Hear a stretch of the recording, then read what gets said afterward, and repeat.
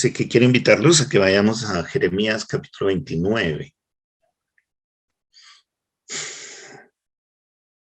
que es la carta que le escribe Jeremías por orden del Señor, una carta que el Señor le dicta a Jeremías para los que están cautivos en Babilonia. Y les voy a compartir cuál es el contexto en el que volaban mis pensamientos cuando estaba leyendo este texto. Y está dado por ese barullo que se ha levantado desde hace más o menos una semana o de pronto un poquito más en medio nuestro por el asunto de la obligación del Estado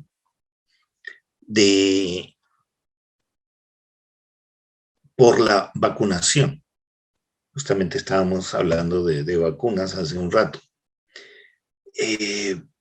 Recuerdo el barullo que se presentó en la iglesia cuando a todos nosotros nos encerraron. No hay cultos, cada uno a su casa. Entonces, ¿cómo es posible? Están atentando contra la libertad de culto, es persecución contra la iglesia.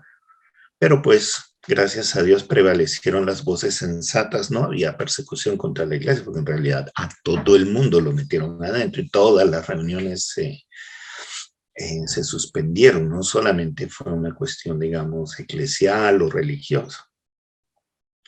Pero ahora salen con que no puede haber ingreso a algunos establecimientos si no tienes el carnet de vacunación, si no puedes probar que te has vacunado. Y hay muchas personas, cristianas y no cristianas, que por una u otra razón han decidido no hacerlo. Han decidido que no les conviene, que no es lo mejor, etcétera. Y como ha ocurrido desde el principio de la pandemia, hay opiniones diversas. Uno puede escuchar a alguien y decir, bueno, esto es un conspiranoico, un paranoico, es una persona que anda inventando cosas, pero aún en el mundo científico uno encuentra personas que con argumentos de la ciencia misma cuestionan una posición o cuestionan otra posición. Y nosotros, desde la iglesia, necesitamos tener la suficiente claridad para saber qué apoyamos y qué no apoyamos, contra qué protestamos y contra qué no protestamos, pero no basados en nuestros sentimientos o en nuestras emociones, sino en un mensaje claro de la Escritura, de la palabra de Dios. Y entonces me encuentro con que en la vida y en la experiencia de Jeremías ocurrió una especie de polarización similar a la que estamos viviendo nosotros, en una circunstancia que no es parecida, pero que tiene algunos paralelos. Jeremías empieza a profetizar diciendo Jerusalén va a ser destruida, el templo va a ser arrasado, el pueblo va a ser llevado cautivo, y otros profetas, líderes religiosos en Israel van diciendo que no, que eso no es posible, que ellos están bajo la protección de Jehová y que eso no puede suceder. Sabemos la historia, y la historia es que pues sí sucedió, ¿cierto? Llegaron los ejércitos babilónicos y el pueblo fue llevado cautivo y saquearon el templo y todo lo demás. Tenemos entonces a un Israel que ha llegado cautivo a Babilonia, está allí debatiéndose en cuanto a qué hacer, si subvertir el orden político allí, si dejarse morir, si lamentar la tragedia. Incluso tenemos un salmo que nos habla de cómo lloraban ellos por la nostalgia de Israel y la pérdida del culto a las orillas del río de Babilonia, de los ríos de Babilonia. Y aquí encontramos un mensaje del Señor que va en absoluta contravía contra esa actitud del pueblo. Entonces, voy a pedirles que leamos el capítulo 29 de Jeremías y luego darles unas ideitas de qué es lo que podríamos conversar acerca de eso para irnos a los grupos en los que podamos hacer esa reflexión en grupitos más pequeños y orar y luego regresar para tener una conversación más amplia entre todos, a ver qué nos dice el Señor. Entonces, Jeremías 29, y voy a leer, voy a leer todo el capítulo, que nos den una idea amplia de qué es lo que está pasando aquí. Estas son las palabras de la carta que el profeta Jeremías envió de Jerusalén a los ancianos que habían quedado, de los que fueron transportados, y a los sacerdotes y profetas, y a todo el pueblo que Nabucodonosor llevó cautivo de Jerusalén a Babilonia. Después que salió el rey Jeconías, la reina, los del palacio, los príncipes de Judá y de Jerusalén, los artífices y los ingenieros de Jerusalén. Él mandó esta carta por mano de Elasa, hijo de Safán, y de Gemarías, hijo de Hilcías, a quienes envió Sedequías, rey de Judá, a Babilonia, a Nabucodonosor, rey de Babilonia. Decía: así ha dicho Jehová de los ejércitos, Dios de Israel, a todos los de la cautividad que hice transportar de Jerusalén a Babilonia. Edificad casas y habitadlas, y plantad huertos y comed del fruto de ellos. Casaos y engendrad hijos e hijas. Dad mujeres a vuestros hijos y dad maridos a vuestras hijas, para que tengan hijos e hijas, y multiplicaos ahí y no os disminuyáis. Y procurad la paz de la ciudad a la cual os hice transportar, y rogad por ella a Jehová, porque en su paz tendréis vosotros paz. Porque así ha dicho Jehová de los ejércitos, Dios de Israel: no os engañen vuestros profetas que están entre vosotros, ni vuestros adivinos, ni atendáis a los sueños que soñáis, porque falsamente os profetizan ellos en mi nombre. No los envié, ha dicho Jehová. Porque así dijo Jehová: cuando en Babilonia se cumplan los 70 años, yo os visitaré y despertaré sobre vosotros mi buena palabra, para haceros volver a este lugar. Porque yo sé los pensamientos que tengo acerca de vosotros, dice Jehová, pensamientos de paz y no de mal, para daros el fin que esperáis. Entonces me invocaréis y vendréis y oraréis a mí y yo os oiré. Y me buscaréis y me hallaréis, porque me buscaréis de todo vuestro corazón. Y seré hallado por vosotros, dice Jehová, y haré volver vuestra cautividad, y os reuniré de todas las naciones y de todos los lugares a donde os arrojé, dice Jehová, y os haré volver al lugar de donde os hice llevar. Mas habéis dicho: Jehová nos ha levantado profetas en Babilonia. Pero así ha dicho Jehová acerca del rey que está sentado sobre el trono de David y de todo el pueblo que mora en esta ciudad, de vuestros hermanos que no salieron con vosotros en cautiverio.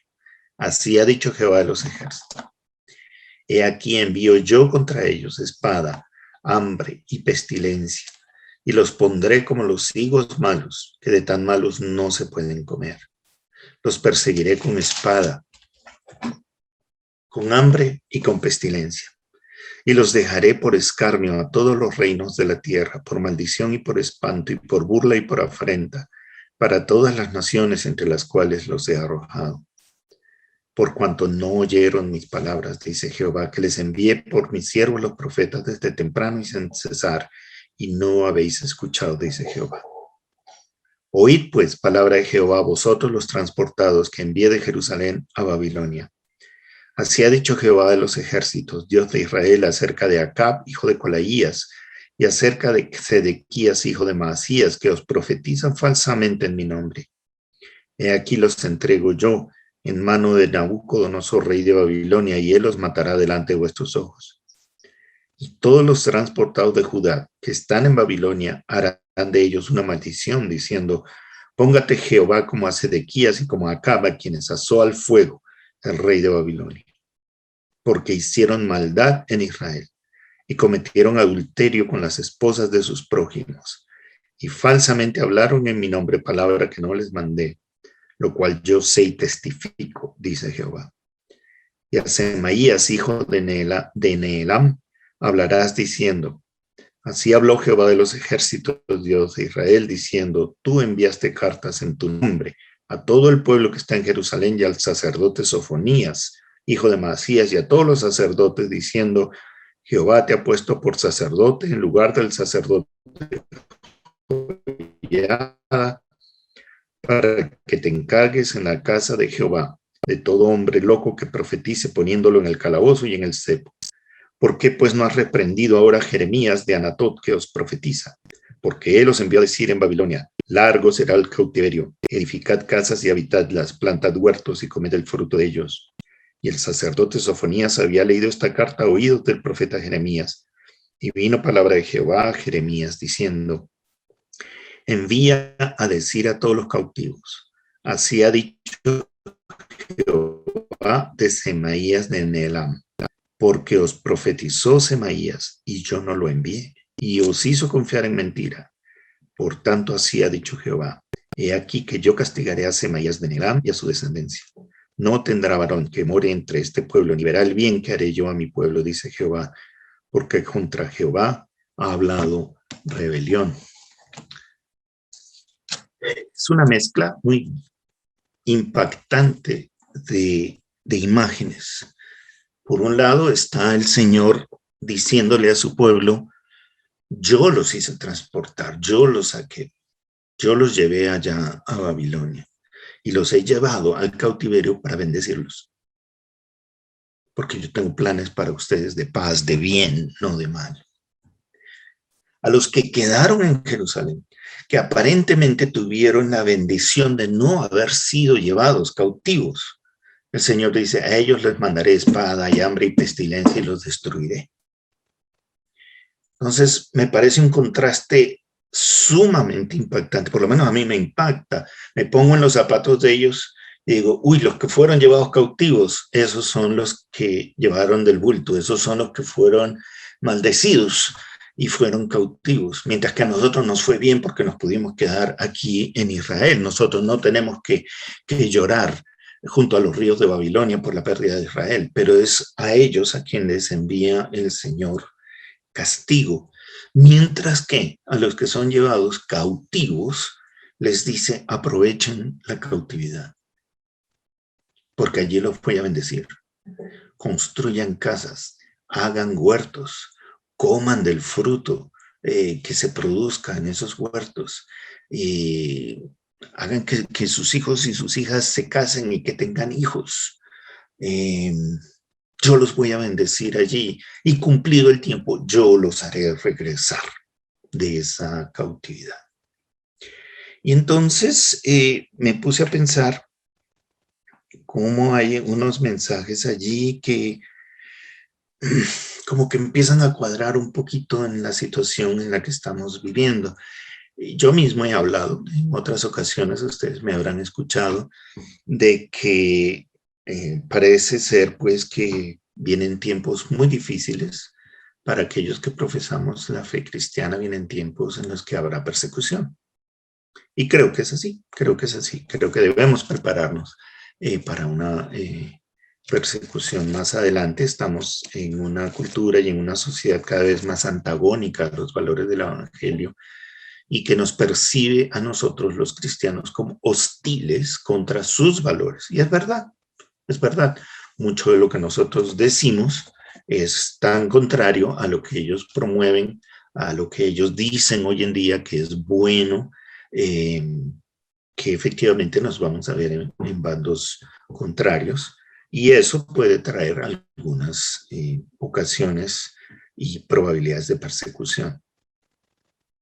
Pero de lo que me di cuenta al leer este texto es que probablemente no todos vayamos a ser sujetos de persecución. Es posible que algunos de nosotros o alguna de nuestras comunidades más bien sean sujetas de cautividad. Y me llamó mucho la atención esa idea.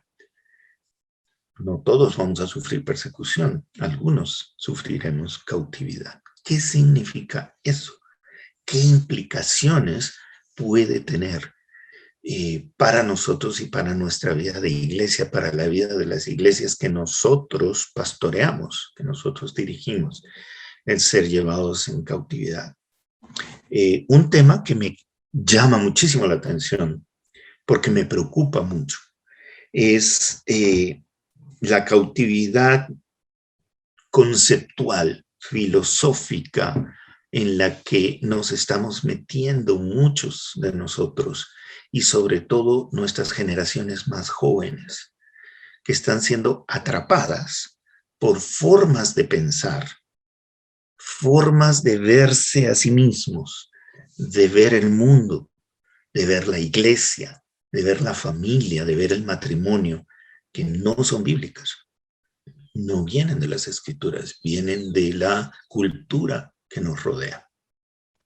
Solamente voy a mencionar una, porque es la que me saltó a la cara cuando estuve leyendo esto. Casaos y engendrad hijos e hijas, dad mujeres a vuestros hijos y dad maridos a vuestras hijas, para que tengan hijos e hijas, y multiplicaos ahí. No os disminuyáis. Le está diciendo a su pueblo, multiplíquense, no se empequeñezcan y no disminuyan. Y me recordó una conversación que yo tuve por ahí cuando tenía como 19, 20 años. Yo estaba recién entrando en el evangelio, apenas. Y conversaba con un misionero y le comenté que yo veía el mundo tan llevado. Imagínense, hace 40 años yo veía el mundo llevado. Mientras que ahora muchos quisieran volver a ese mundo más tranquilo. Pero yo veía el mundo tan llevado que decía, yo no quiero tener hijos. Y no quiero tener hijos porque creo que la mayor muestra de amor que puedo tener por mis hijos es no tenerlos. Porque este mundo está llevado, es una porquería, esto se va para el cacho, qué sé yo. Entonces este hombre tuvo la paciencia de sentarse conmigo y bueno, me preguntó y averiguó bien qué estaba pensando, cuáles eran mis sentimientos y todo lo demás. Y después me dice, ¿y no crees tú que esa es una falta de confianza en Dios? ¿No crees tú que Dios ha llevado a su pueblo a través de cosas aún peores y épocas en las que el mundo estaba todavía más llevado y que necesitaba a Dios y quería a Dios que su pueblo siguiera adelante, que su pueblo no bajara las manos, que su pueblo siguiera creciendo? Y el pueblo de Dios crece de dos maneras. Crece a través del evangelismo y a través del crecimiento vegetativo, es decir, esos niños, esas niñas que nacen en hogares cristianos donde aprenden el temor de Dios desde muy pequeñitos, donde aprenden de la escritura, aprenden a orar, aprenden a amar a Cristo, aprenden a convertirse en hombres y mujeres que tienen una visión del mundo, de sí mismos, que es diferente a la que nos rodea. Si las puertas del Hades no han de prevalecer sobre la iglesia de Cristo, necesitamos a esos niños y a esas niñas. El Señor no va a venir en los próximos 50, 60 años. Necesitamos que nuestros hijos, que nuestros nietos y que los nietos de nuestros nietos sigan sosteniendo el ministerio, el testimonio cristiano. Pero estamos cautivos. Veo a muchos de mis hermanos más jóvenes cayendo en esa trampa de que yo no voy a tener hijos porque me van a dañar la figura, porque me van a arruinar las vacaciones, porque van a ser un obstáculo en mi desarrollo profesional, porque me van a joder la vida y porque este mundo está muy lleno y porque lo que fuera, cualquier razón. Prefieren tener perros, prefieren tener gatos, prefieren tener canarios y no tener hijos. Y dentro de esa visión tan individualista que hay en esta Babilonia a la que hemos sido transportados, pues el único discurso aceptable frente a eso es cada quien toma sus propias decisiones, cada quien es libre de diseñar su vida como quiera y tenemos que respetar eso. Yo creo que no. o por lo menos pues respetar en el sentido que yo no puedo hacer nada al respecto.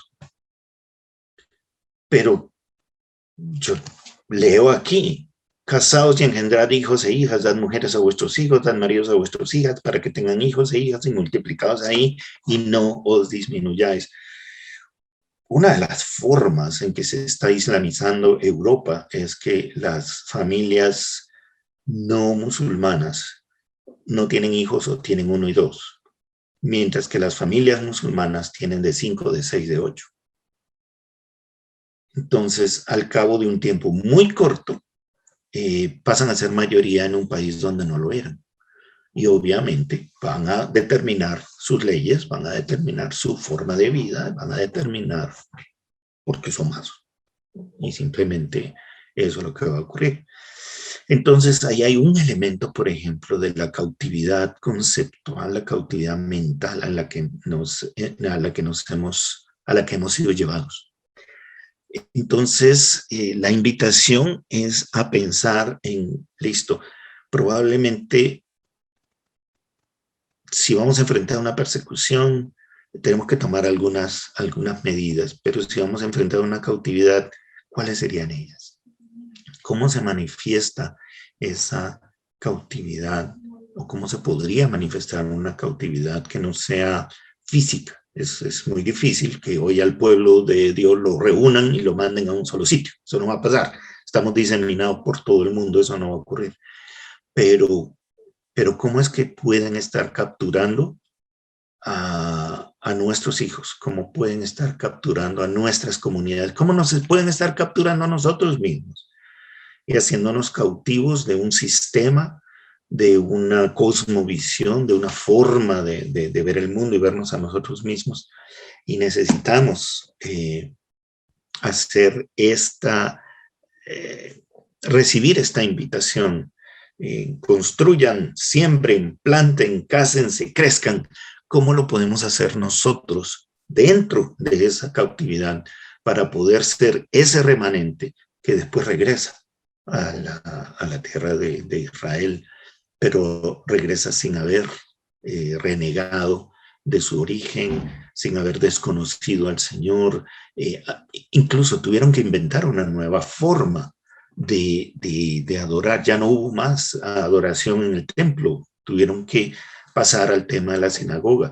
Nuestros modelos de iglesia, y lo he dicho varias veces, creo que nuestro modelo de iglesia en general hoy en día está muerto. Y está muerto y hiede ya. Se ha convertido en una cosa esclerótica, en simplemente un lugarcito donde se mantiene una religión, pero no necesariamente donde se transmite una fe viva. Necesitamos cambiar nuestro modelo, necesitamos pasar del templo a la sinagoga. ¿Qué significa eso? ¿Cómo se come? Como les dije, yo solo traigo preguntas, hoy no traigo respuestas. Entonces las respuestas me las van a dar ustedes porque yo no las tengo. Entonces, aquí les muestro estas preguntas que se me iban ocurriendo mientras leía este texto y que son las que vamos a llevar a nuestras discusiones en grupo. ¿Quién fue el que originó la tragedia, la cautividad babilónica? ¿Quién? Él tuvo la culpa, pero ¿dónde la podemos ubicar? ¿Dónde podemos decir esto fue? Aquí se originó esa cautividad. En segundo lugar, ya las hemos visto, pero enumerémoslas, identifiquémoslas. ¿Cuáles son las instrucciones del Señor para el pueblo que habría de vivir en cautividad o que ya estaba en cautividad? 3, ¿cuál era el mensaje o cuál era la conducta, la vida de los profetas falsos contra los que el Señor se levanta? Y tengamos un rato para conversar también entre qué diferencias encontramos entre persecución y cautividad, en qué se parecen y en qué se diferencian una persecución y una cautividad. Si pueden tomarle una foto a las preguntas o anotarlas, porque es lo que vamos a trabajar ahora en los en los grupos. Y si hay alguna otra pregunta que aparece durante la conversación que van a tener, por favor también la anotan. Y que una persona de cada grupo esté en condiciones de compartir después con el grupo más grande 2 o 3 puntos en particular que les parezca que son importantes y que ustedes quisieran compartir con los demás. ¿Está bien? ¿Hasta allí? ¿Alguna pregunta? Sí, ustedes son jóvenes y no pasaron por la época de la persecución de la iglesia en el tiempo de la violencia. 50, y allí sí. teníamos que pagar el escondedero de a peso, ¿verdad? Para escondernos. Y donde mataban iglesias y destruyeron iglesias. Todos los cristianos en esa época de la violencia teníamos que estar escondidos y a muchos mataron. Ajá. Entonces, esa época es la que los que somos viejos no queremos que se repitan. Ustedes como jóvenes no pueden valorar eso, pero los que estuvimos allá sabemos. Por ejemplo, en mi caso son 73 años de haber comenzado la vida cristiana. ¿Sí? Muchos de ustedes no estaban ni planeados, ni aún planeados sus padres para engendrarlos. Entonces, vienen momentos difíciles, pero esa es la jornada de la iglesia. Sí, y si bien es cierto que el que olvida la historia está condenado a repetirla, también es cierto que nadie aprende en pellejo ajeno. Ajá. Y después de 1, 2, 3 generaciones, el pueblo de Dios tiene otra vez que pasar por Ajá. tribulaciones, persecuciones, cautividad o lo que fuera, para otra vez, ¿no? Contraer al remanente, fortalecerlo y volverlo a soltar en el mundo. Esa es. Hay albores de eso. Sí, sí, hay señales preocupantes de que vienen tiempos muy difíciles para la iglesia, pero reconforta saber que esto está en manos del Señor. Y Él les dice, yo los hice transportar a la cautividad, yo los llevé. Sí. Y eso debe ser una fuente de paz en medio de la angustia o del dolor que eso puede causar. Sí, claro que sí. A los que van viniendo entonces de los grupos, ¿qué nos pueden contar? ¿Qué han encontrado allí? Muy buenos días. Paulita, hágale, hermana. Por democracia me eligieron a mí. Ah, qué bueno. Sí. Buenos días para todos. Un saludo muy especial. Me estaban haciendo mucha falta. ¿Ah? Buena elección. Ahí está. Bueno. La primera pregunta acerca de quién fue el que ordenó la tragedia de la cautividad, pues según el texto y lo que leímos, está hablando que fue Dios mismo. Dios dice, yo los desterré, yo los mandé, yo los saqué, fue Dios mismo, pues según lo que estuvimos leyendo. A pesar pues de que fue a consecuencia del pecado del pueblo, pues de todo lo que el pueblo se desorientó, pero en la Biblia Dios ha hablado, y que es la versión pues que tenemos o que yo leí, dice varias veces eso, yo los mandé, yo los desterré, yo los llevé, fui yo. Entonces Dios mismo nos está hablando ahí. Pero qué bueno lo que estás diciendo, porque nos recuerda que no podemos separar las dos cosas, ¿no? Ajá. Tenemos responsabilidad por nuestra rebeldía, pero Dios es soberano y Él hace su voluntad. Así es. Eso va unidito, va ahí junto. ¿Cuáles son las instrucciones pues del Señor para el pueblo? Pues están en el versículo 5 al 9, que las habló ahorita el pastor Manuel claramente. Construyan casas, establezcanse, multiplíquense, trabajen, es decir, como si estuvieran en el huerto del Edén. Me trae un poquito como esa imagen cuando Dios le dijo a Adán y a Eva, miren esta maravillosa tierra, hagan, trabajen, multiplíquense, pero aquí no estaban en tierra maravillosa para ellos, sin embargo, Dios les da una instrucción parecida, o sea, tienen que seguir, vivir, disfrutar y trabajar y multiplicarse, etcétera. Y No ahí era tierra maravillosa para ellos, pero como que el Señor la convierte en tierra maravillosa para ellos, exacto, ¿no? exacto, es una muy buena reflexión para nosotros porque inclusive cuando uno está pasando por dificultades, uno no quiere ni multiplicarse, ni trabajar, ni construir, uno simplemente quiere encerrarse y ponerse a llorar y ya, y porque a mí, y bueno, todo el asunto de la autoconmiseración, y Dios dice nada de autoconmiseración, nada de eso, y es como el mejor remedio que nosotros también vemos para aplicarlo a, a nuestras vidas hoy, es lo mismo. Chao, Cesarín, Dios te bendiga, mi hermano. Bueno, ¿qué decían los profetas falsos? Pues estábamos o hablamos que decía que Dios no podía permitir que el pueblo saliera cautivo, que básicamente pues hablamos de eso, que lo que estaba hablando el profeta era todo lo contrario a lo que ellos estaban acostumbrados a escuchar, digamos entre comillas, acerca de las palabras de Dios para ellos. Entonces es como cuando se sacude el piso y uno dice, no, pero es que Dios no puede permitir esto, que pase esto, si yo le he servido, si yo he estado con Él, si yo he entregado mi vida entera desde mi juventud a su obra, a su causa, no, Dios no puede permitir que esto pase, pero pasa.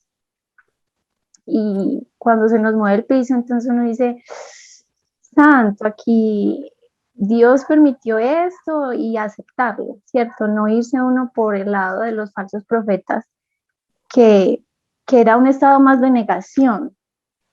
Entonces es como hacerle caso más a sus emociones que a la misma palabra que estaba dada por Dios. Y eso también es algo que hoy en día nosotros todos vivimos. Cuando nosotros le hacemos más caso como a nuestro emocionalismo, nuestras supersticiones, todo que a lo que está hablando en serio la palabra del Señor. Entonces, inclusive yo hablaba un poquito de eso, que Pastor Manuel hablaba acerca de cómo están en contra de nosotros los cristianos, pero dentro de la misma iglesia también están muchas veces en contra de, voy a poner el caso puntual, he escuchado varias veces cómo hablan en contra de los que estudian teología, que la teología mata al espíritu, que, bueno, inclusive oran en contra de argumentos teológicos. Señor, oramos contra todo argumento teológico. Y yo escuchaba eso y yo decía, Señor, ¿pero qué es esto? O sea, ¿qué está pasando? Y hemos estado en, no sé, varias reuniones donde dicen, es que los que estudian teología matan el espíritu. Y yo, ay, no, Dios mío, o sea, entonces a veces la persecución también está dentro de la misma iglesia contra la misma iglesia, o sea, contra nosotros mismos. Wow. Entonces, bueno. Y de lado y lado a veces también. Sí, Señor, exacto. Entonces también es como algo que nosotros tenemos que luchar y muchas veces uno se pone triste y me dice, ay, Señor, bueno, es mejor tener sabiduría y pedirle a Dios mucha, porque de verdad que la necesitamos. Y uno ve que son iglesias llenísimas de gente, inmensas, pero oran de esta forma y piensan de esta manera y uno dice, bueno, Dios, tú permites que todo esto suceda, entonces yo no mejor no pienso nada. Yo mejor me someto todo pensamiento a la obediencia de Cristo y con mucha paciencia, con mucha paciencia esperar el día del Señor. Bueno, y que, bueno, la pregunta 4, ¿qué diferencias entre persecución y cautividad? Pues mirando lo que es la ley del contraste, si en la cautividad se podía construir, se podía plantar, se podían casar, podían tener hijos, en la persecución no se puede construir, no se puede plantar, no se pueden casar, no se pueden tener hijos y hay una disminución en vez de aumento. Entonces es claramente el contraste que está implícito ahí acerca de lo que se puede hacer o lo que significa la persecución y lo que significa la cautividad según el texto. Muchísimas gracias, Paula. Muy interesante la reflexión que tuvieron en ese grupo. Muy rica, se puede ver que fue muy rica. Gracias. ¿Alguien más quisiera compartir de las reflexiones que tuvieron? ¿Algún punto que llamó la atención? ¿Algo que pudiera contribuir a la reflexión que estamos haciendo? Bueno, y quisiera compartir, pues, menos que yo en el grupo, 2 pastores, otros se retiraron. Pero entonces hablamos un poco al respecto en el tiempo que tuvimos. Y bueno, coincido con lo que nuestra hermana habla del primer punto. ¿Quién originó? Pues lógicamente que hay unas consecuencias del pecado, pero Dios todo tenía planeado para enseñarnos una lección, y Dios es el que determinó todo esto. Él dice, yo tengo planes para ustedes, mi propósito es ese, y a veces pues hablamos que a veces es Dios el que actúa. Lógicamente que todo esto tiene consecuencia de la desobediencia de uno mismo trata ahí como desobediente, entonces Dios le toca tomar determinaciones y utilizar a personas para que nos tomen ahí, pero el propósito final es enseñarnos a obedecer. Eso fue lo que trabajamos en el primer punto. Lo otro en la segunda pregunta que nos impactó mucho y que lo socializamos es que no podemos perder la identidad como pueblo de Dios en tierra extraña. Cuando Dios le dice que multiplíquense,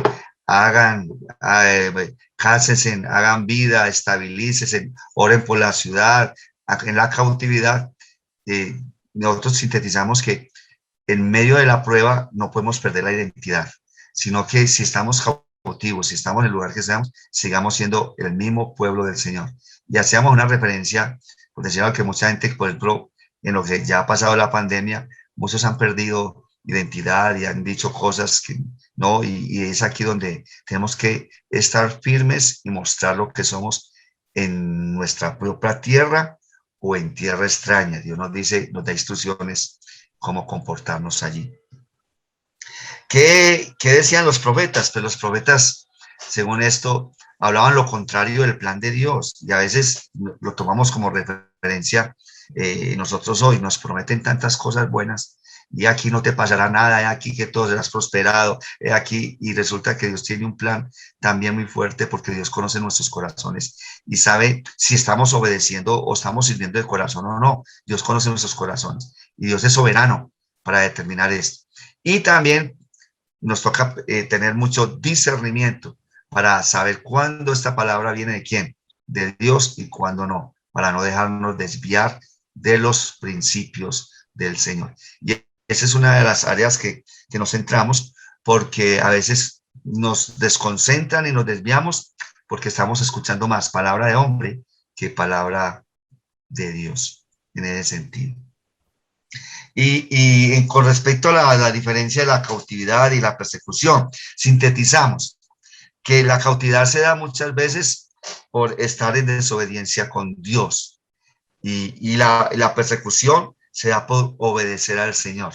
Si de todo árbol que da buen fruto lo persiguen, y muchas veces pues somos cautivos. Alguien decía, a veces somos cautivos hasta en nuestro propio país, estamos cautivados ahí mismo, en nuestra propia región, no necesitamos salir, pero son cosas de que le hemos sintetizado que la cautividad pues nos permite estabilizarnos con la ayuda del Señor, y también pues comparto lo que la pastora decía ahorita, y la parte de persecución pues entonces nos ayudan a tener o no nos ayudan a crecer, sino a formar barrera al desarrollo de la obra. Entonces desde ese ángulo terminamos en ese aspecto, dando pues respuesta a las preguntas concisas. Me llama mucho la atención, escuchando a Paula y a Jaime, cómo la persecución produce dispersión. ¿Cierto? El primer movimiento misionero en la historia se da por la persecución, mientras que la cautividad lo que produce es crecimiento, un fortalecimiento y un crecimiento. Entonces, interesante cómo en uno u otro caso el Señor termina enviando bendición en medio de la tribulación, en medio de la prueba. Nada escapa de su mano. Interesante eso. Gracias. ¿Alguien más?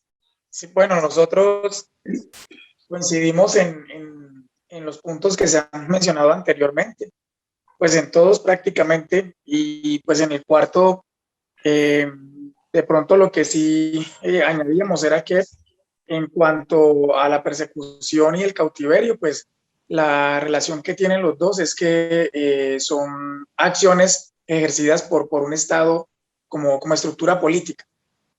Los dos vienen desde arriba y van dirigidos, pues obviamente, a las personas. Tienen motivaciones diferentes, pero el punto también de encuentro es ejercer dominio, control. Pues como mostrar poder. Y también notamos pues, lo que tienen en común, con puntos de encuentro en las dos actividades, es que las personas son desplazadas, son movilizadas por presiones diferentes, pero ellos terminan en el mismo, ¿sí? En movimiento. Y las diferencias, si hablábamos de que con la persecución es el Estado político quien ejerce presión o quien controla o amenaza a sus propios ciudadanos, ¿cierto? Porque contradicen sus filosofías.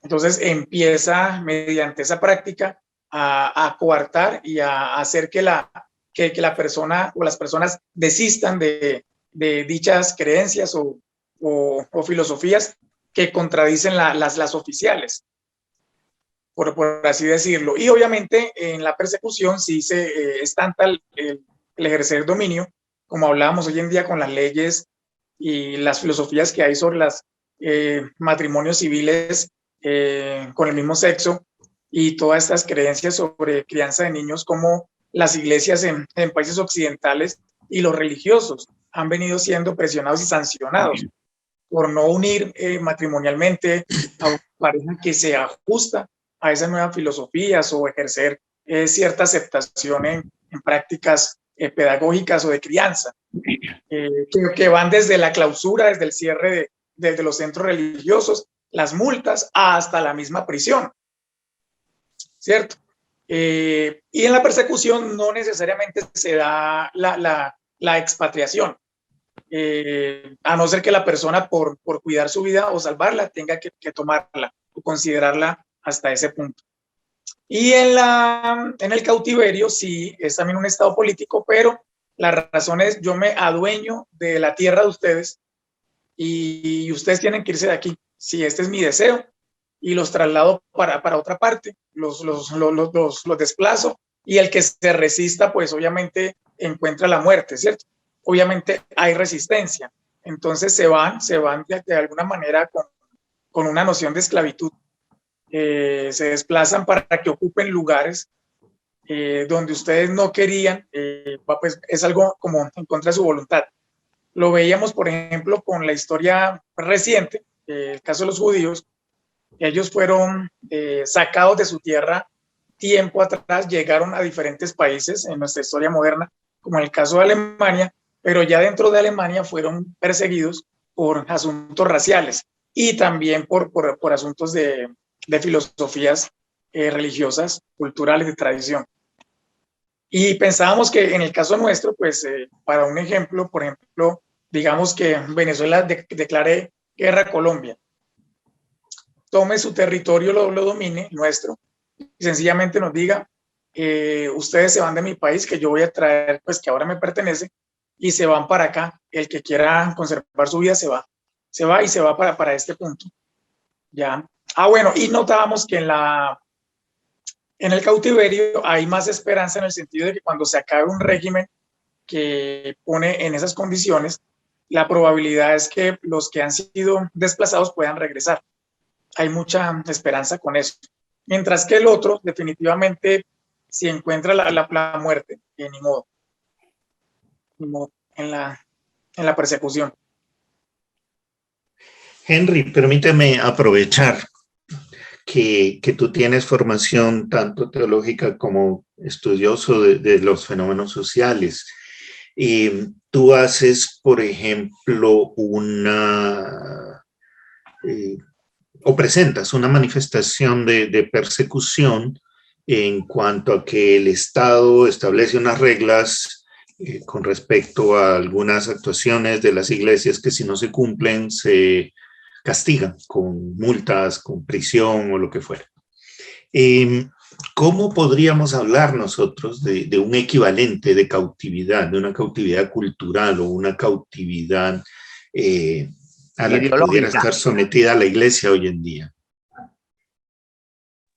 Manuel, como usted lo mencionaba al principio, hay una presión muy fuerte con ideas que sí se filtran dentro de la iglesia, como el adaptar la iglesia no a los valores del evangelio, no a una tradición que se ha desarrollado ya durante 2000 años y que se basa en la palabra, ¿cierto? Sino en lo que ya hoy en día se plantea. Eso adormece, eso pone a la gente a vivir una cultura, a vivir un estilo de vida o a tener prácticas que no son las del evangelio, las del reino de Dios, y que en un formato aparente de iglesia, por estructura física, por la forma de reunir gente, creemos que se está haciendo lo que manda la palabra, pero no. Lo que hizo fue dejar el coco, dejar las personas, pero se hizo un barrido con lo que son esos principios fundamentales y no negociables de esa fe bíblica. Y se mantiene así. Y entonces ahora sí yo haría la pregunta abierta para todos. ¿Cómo podemos defendernos de esa cautividad o, de acuerdo al texto que leímos hoy en el capítulo 29 de Jeremías, cómo poder aprovechar esa cautividad para comprar y vender casas, sembrar huertos, habitarlas, casarnos, engendrar hijos e hijas, etcétera? ¿Cómo podemos hacer que esa cautividad en últimas termine siendo, o cómo podemos encontrar las bendiciones de Dios más bien en medio de una cautividad como esa? ¿Qué piensan? Creo, Manuel, que tomo las palabras de Jaime en ese sentido, y es no perder la identidad. No perder esa identidad cristiana, las bases en la palabra, y de esa manera mantenerse firme pese a todo el contexto que nos rodea en medio de la cautividad. Okay, gracias, Francisco. ¿Alguien más quisiera aportar? En mi grupo, en el punto 2, registramos algunas cosas que tienen que ver con ese imperativo de Dios. Edificar casas, habitarlas. Entonces, en resumen, decíamos que Dios nos permite que sigamos viviendo la vida, haciendo asentamientos, y la importancia de la estabilidad. El plantar huertos lo relacionamos con la parte de ser productivos, de elaborar proyectos, de no llegar con mentalidad de esclavos, aunque estemos en cautividad, no tener mentalidad de esclavos, sino tener una mentalidad de desarrollo basado en el fundamento de la palabra, porque desde el Génesis Dios pidió que nos multiplicáramos, que se casaran, que engendraran hijos, que dieran mujeres. Todos esos son imperativos de Dios, y entonces volvemos al propósito inicial de Dios: creced y multiplicaos. El otro elemento importante es que nosotros estamos llamados a procurar la paz, porque en esa paz nosotros vamos a tener paz, y porque los pensamientos de Dios son de paz y no de mal, para dar el fin que esperáis. Entonces hablamos de una cultura de la esperanza, una teología de la esperanza, porque en el pasaje que estamos viendo, la palabra del Señor viene también con imperativos para que hagamos el ahora, para que sigamos viviendo, pero también la palabra de Dios viene con imperativos para que nosotros continuemos en una esperanza fundamentada en lo que Dios va a hacer. Yo los visitaré, yo los despertaré sobre vosotros mi buena palabra para hacerlos volver a este lugar.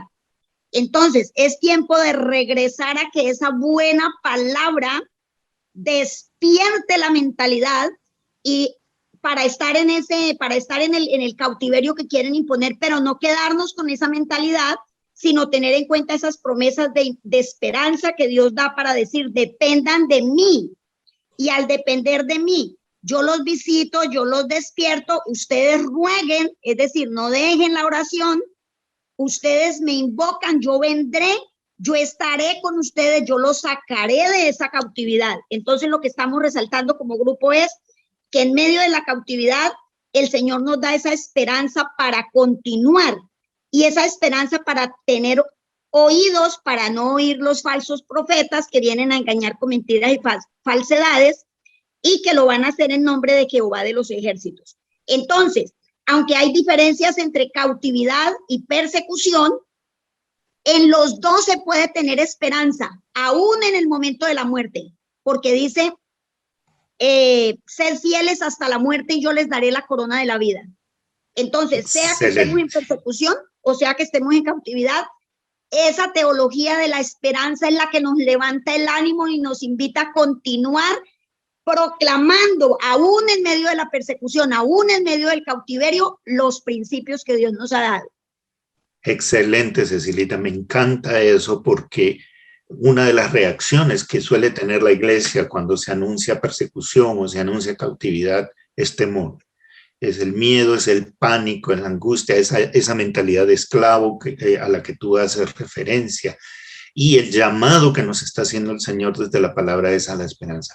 Las puertas del Hades no prevalecerán sobre su iglesia. Vendrá persecución, vendrá cautividad, nos dispersarán, muchos pagarán con sus vidas o lo que fuera, pero la iglesia del Señor permanecerá. Y esa debe ser nuestra esperanza para seguir evangelizando, para seguir haciendo vida de iglesia, vida de comunidad, construyan casas, habítenlas, crezcan. No podemos bajar los brazos, sea cual fuera la circunstancia. Muchas gracias, Ceci. Iván, veo tu mano por ahí levantada. Es el trabajo del grupo. Ah, pues sí, pero gracias por compartirlo. Dale, Ivancho. Manuel, lo que yo quería aportar a tu pregunta era cómo responde la iglesia ante estos escenarios de persecución o de cautiverio. Y yo creo que el llamado de Dios a la productividad es cómo el pueblo de Israel se hacía significativo para el contexto babilónico.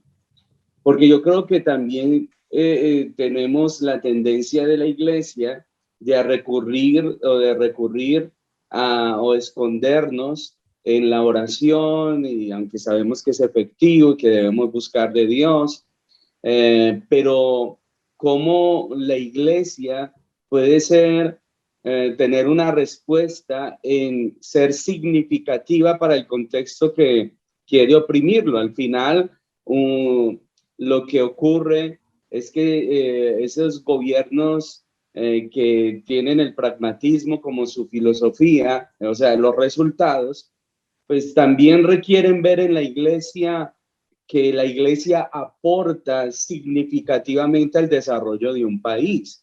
Así que yo creo que debemos procurar que la iglesia tenga muchos y mejores profesionales, que la iglesia lidere, por decir algo, aspectos del desarrollo de la economía y todo eso, porque en realidad pues creo que en parte ese era el mensaje de Dios hacia los cautivos, es desarrollen, sean significativos, conviértanse en un testimonio de lo que hace Dios con su pueblo, aún en contextos difíciles. Muchas gracias, Iván, y me parece que eso de buscar la paz de la ciudad a la que os hice transportar, porque en su paz tendréis vosotros paz, es sumamente importante y tiene que ver con eso que tú estás diciendo, como los cautivos judíos fueron una bendición para Babilonia. No solamente fueron ellos bendecidos en Babilonia, sino lo contrario. Y esto me da pie para un comercial, porque es algo que no podemos dejar caer. Recuerden, el ministerio hospitalario en Medellín, en Buen Samaritano, ha recibido la solicitud de las autoridades sanitarias rogando por voluntarios cristianos para ir a los hospitales.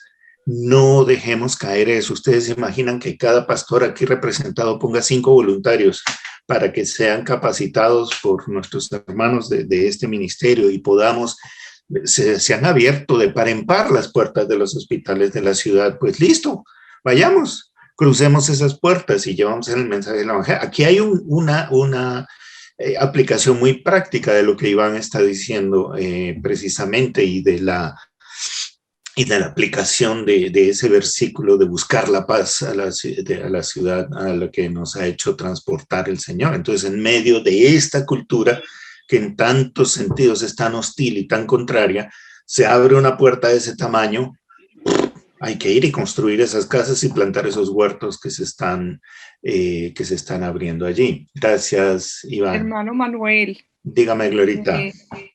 Muchas gracias por recordar esto a los hermanos, y quiero contarles que el 27 de noviembre, que es el último sábado, o sea, de este sábado en una semana, en el redil del estadio, tendremos una reunión a las 9 de la mañana con personas que estén interesadas en recibir una inducción inicial para empezar a servir en los hospitales a partir de enero.